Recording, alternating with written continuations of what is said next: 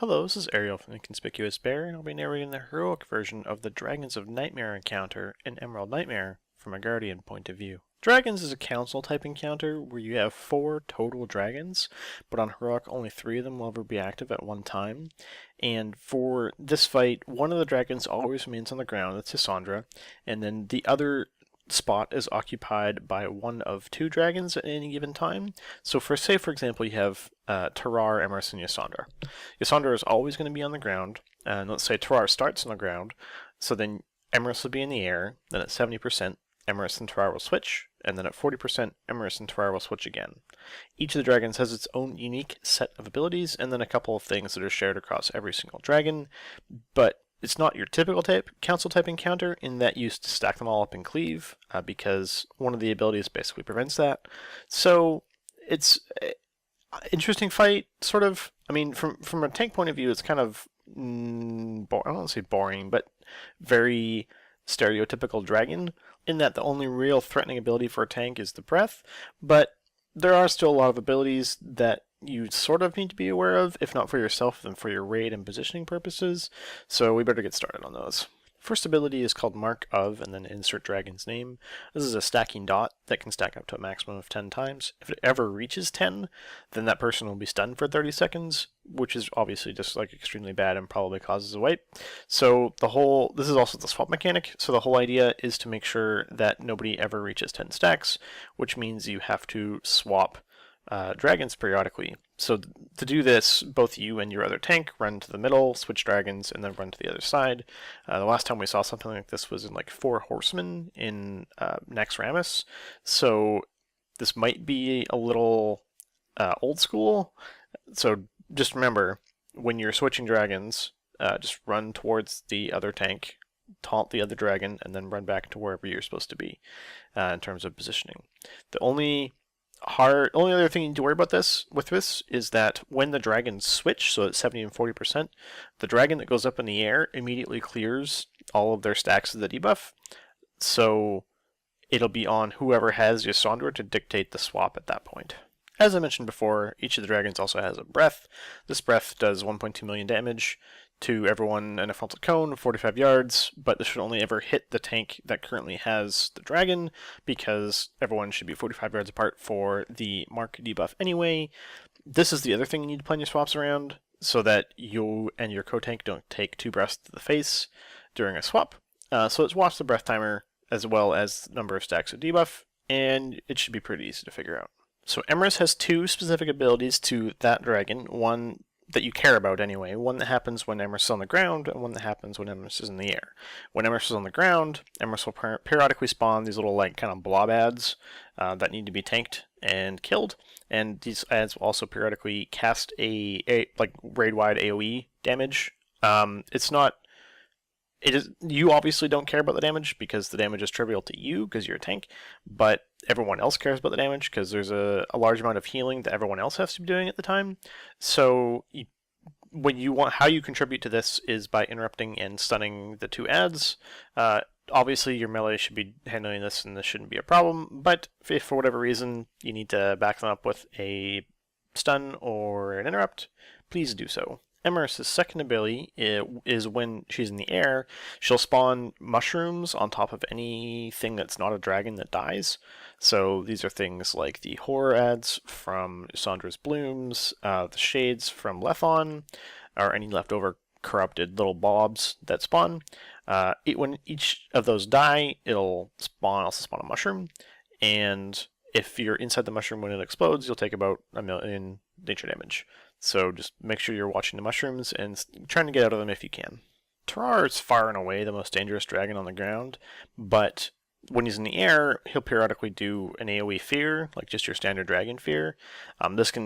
You can ignore half of these, so 1 out of every 2, by just using Rage of the Sleeper to dodge the fear.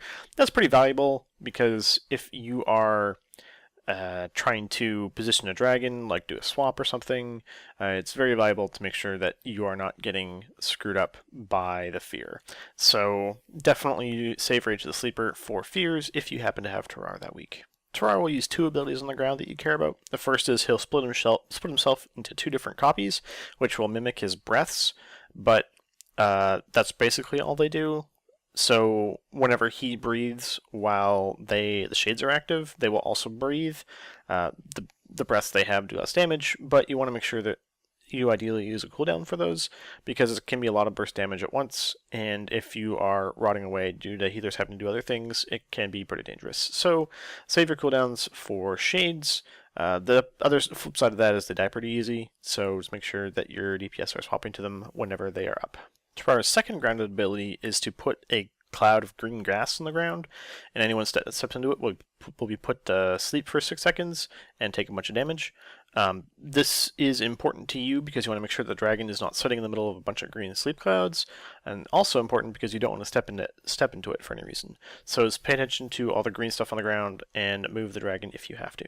The only thing that Lethon does you really care about is he'll summon a bunch of shades from the group opposite to him, so like the half the raid farthest away from him, he'll summon shades of those people and they'll start walking towards him, and if they touch him, he'll heal, the dragons get healed.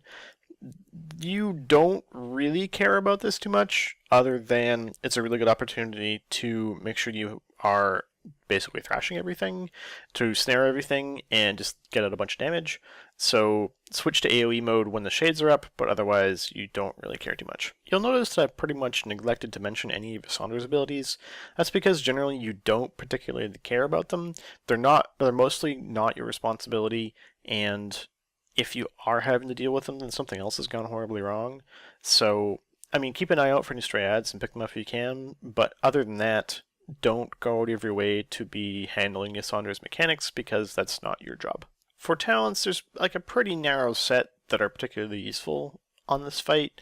For your level 15 talent, you can either go with Brambles or Blood Frenzy. There's a lot of ticking damage in this fight, which means you'll get a lot of DPS mileage out of Brambles. You'll also get a lot of range mileage out of Frenzy because you'll end up having, you could potentially have Thrash up on like 3+ dragons at once. And on top of that, there's a whole bunch of ads you can have Thrash up on, so you end up getting a lot of rage over time from Blood Frenzy, whereas there isn't really a whole lot of burst damage to be using Bristling Fur on, so pick one or the other generally. I like Guttural Roars for swaps. It means you can have Stampeding Roar up for every second swap, which is really nice, makes it really fast. And Bash is the only useful talent out of that entire group for the level 45 talents. For the level 60 talents, you pretty much just take Galactic Guardian because there's a lot of cleaving going on, which means Galactic Guardian is going to be by far the best damage output, and which gives you a lot more procs, which means you get more rage, etc., etc. Guardian Balloon for level 90. There's not really a whole lot to be doing here. Like there's no real, like Earth Warden, there's no use for Earth Warden because a lot of the damage you end up taking is magic, and you don't need extra cooldowns, which means you don't take Survival of the Fittest, so you pretty much just end up taking Guardian Balloon. And level 100, Pulverize is an AoE fight. Pulverize is really bad, and Lunar Beam doesn't do enough damage to justify taking it, so you take Rend and Tear. There isn't anything really Guardian specific to know. I've already mentioned saving Rage as a sleeper for Tarar's Fear, so that you can avoid being affected by it. But other than that, pretty much just like you treat it like a standard encounter.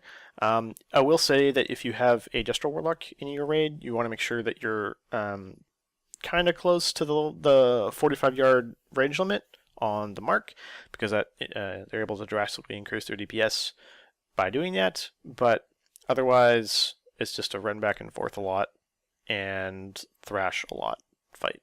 Nothing too terribly exciting. Hope you enjoyed this video, and good luck with Dragons of Nightmare. Spirit coming.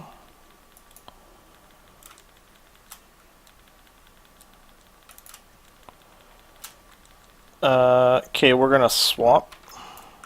Why is she breathing? Okay, I'm taking Emrys, you grab Isandra.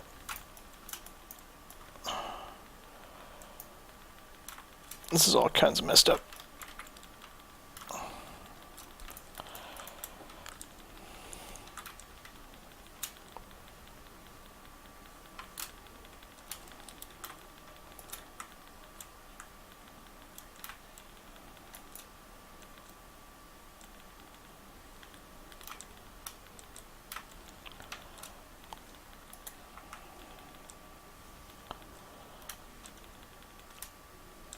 Fear.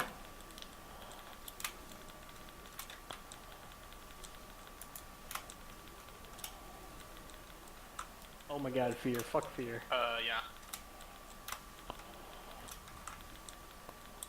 Yeah. Should be breathing. You just have one? We have another bloom up on this No, side. but I think I should swap. Yeah. And you wish you still had Fear War? Funny story. I can ignore CC now.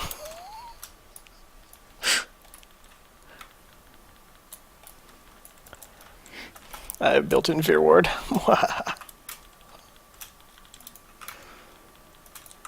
Not for this one though. You can get a totem, right? Spirits. There's a thing next to the boss. Make sure you loot the box. There's a bloom like next to the boss in it, thank you. Another one far away.